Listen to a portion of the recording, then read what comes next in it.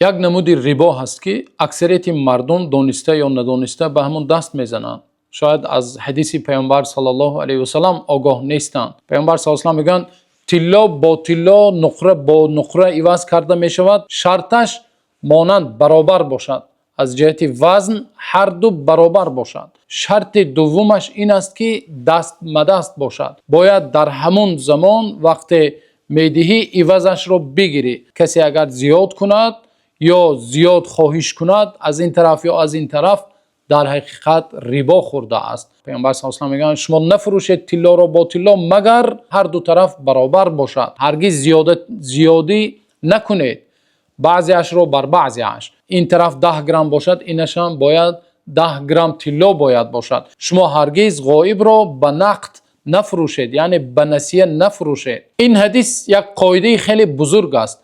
دو نمود ریبا را برای ما و شما بیان میکند. یکمش ریبای فضل. ریبای فضل یعنی زیاد کردن، فایز. و دومش ریبا نسیه، ریبای نسیه.